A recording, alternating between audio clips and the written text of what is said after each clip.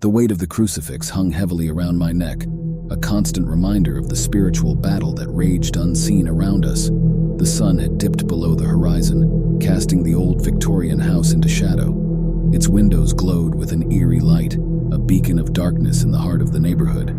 I stood on the doorstep, my heart pounding in anticipation as I prepared to confront the malevolent force that had taken root within. Father Michael had called for my expertise, a priest specializing in exorcisms, to aid in what he believed was a case of demonic possession. It was rare to encounter such cases in this day and age, but evil still found its way into the world, manifesting in ways that tested even the strongest of faith. As I crossed the threshold, a chill swept over me, causing the hair on my arms to stand on end. The air was thick with a sense of foreboding, a tension that pressed down upon me like a physical weight.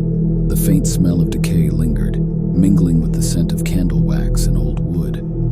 Father Michael greeted me in the dimly lit foyer, his face etched with concern. "Father Thomas, thank you for coming. The presence here is unlike anything I've ever encountered." I nodded solemnly, my fingers brushing the cross at my chest. "Let us proceed. We must face this evil head-on and reclaim this soul for the light."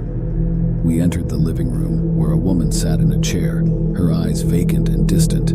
Her presence seemed to ripple with an unnatural energy, and the temperature in the room dropped perceptibly. Father Michael explained that her name was Rebecca, and that she had been showing signs of possession for weeks, speaking in tongues, exhibiting incredible strength, and displaying an aversion to religious objects. As I approached Rebecca, her head snapped toward me, her eyes suddenly ablaze with an otherworldly light. A guttural voice emanated from her, a voice that spoke of ancient hatred and malice.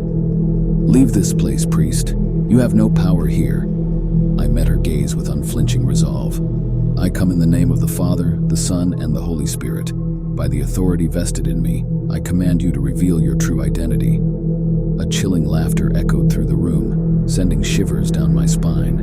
The woman's features contorted in a grotesque manner, and her voice shifted from a deep growl to a high-pitched screech.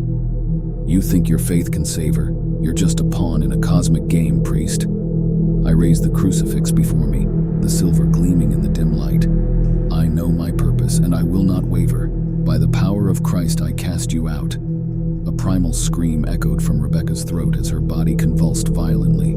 The air crackled with energy, and I felt as though I were standing on the precipice of a great abyss. The room seemed to warp and twist, reality itself unraveling before my eyes. Images flashed before me, visions of a dark entity, ancient and powerful, its form shifting and indistinct. It taunted me with whispered promises of power and pleasure, of a world beyond imagination. But I held firm, my faith anchoring me as the tempest raged. The struggle continued for what felt like an eternity, a battle of wills, of faith versus malevolence. I recited prayers, invoked holy names, and called upon the saints for strength. Rebecca's screams became more desperate, more human, as the entity's grip weakened. And then, in a blinding burst of light, it was gone. The room fell silent, the oppressive atmosphere lifting like a heavy fog. I rushed to Rebecca's side, her eyes now clear and full of confusion. She looked up at me, tears streaming down her face. What happened?" "You are free now," I whispered, offering a reassuring smile. "The darkness has been banished." As the days passed, Rebecca's recovery was slow but steady.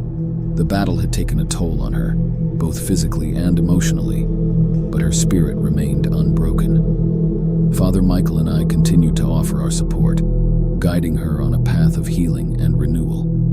As for the entity that had sought to consume her, its identity remained a mystery, a testament to the enduring power of evil in a world that often dismissed such notions.